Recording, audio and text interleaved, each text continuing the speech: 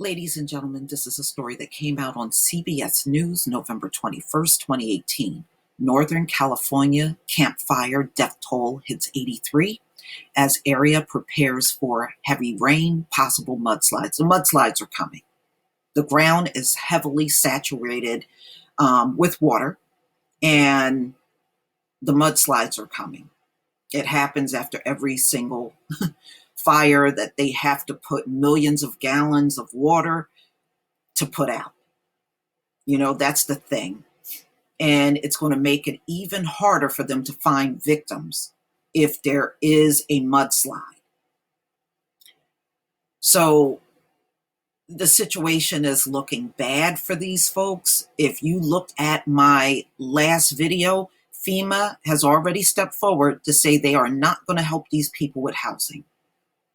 So many of them are in shelters. They're in tents, as you can see, and heavy rain is coming in the area.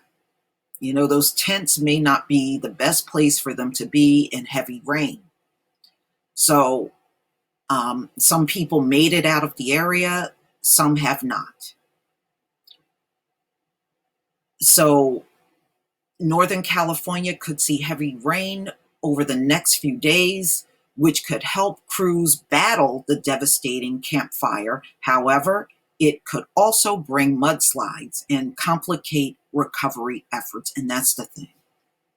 Man, if those mudslides come and they have not recovered more bodies, those bodies may never be recovered, y'all. At a press conference Wednesday night, the Booth County Sheriff's Office said 2 more people died in the fire, bringing the total to 83. Officials also said the amount of missing people on their list has decreased to more than 560. Officials need to make direct contact with missing person before they can be removed from the list. The campfire decimated the town of Paradise, population 27,000. Yeah, that town is gone. And surrounding communities. Officials expect people to be in shelters through the Christmas holiday. They're going to be away from that area long beyond that. You are not getting that area back anytime soon, if it ever even comes back. And as far as where they're going to go, they are pretty much on their own, according to FEMA. And this is how FEMA pretty much operates, y'all. And they did the same thing in Puerto Rico.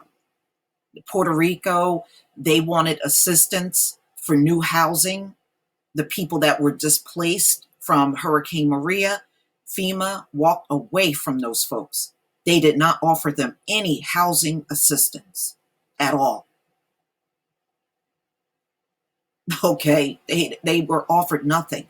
So just watch what they do to others, because that is showing you if a disaster comes your way, this is exactly what the government is going to do to you. They are not going to help you at all. So you need to make sure if a disaster strikes, you got relatives, friends, or somebody in other towns that can put you up for a while until you get back on your feet. Because if you don't have anybody, you're pretty much screwed. And as you can see, the fact that these folks are in tents, they're in shelters, that should tell you, that should be very telling. They don't have the support that you think they have. Sometimes folks want to make you believe they got all this support, and when these disasters strike, they don't have support at all. They're pretty much on their own. This was still also the case down there with Hurricane Michael. A lot of those folks were saying FEMA has not come through here with food, with nothing. And many of them in Florida are still fending for themselves. They done took it out of the media altogether. You would think that because it's not in the media, that these folks are doing just fine now. Oh, they helped them all. Everything's good. No. They weren't helped either. This government don't help you. This is the lesson that you should walk away with.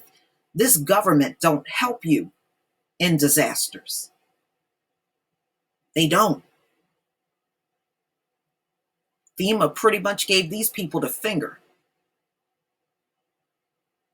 as far as housing, helping them and assisting them in getting housing.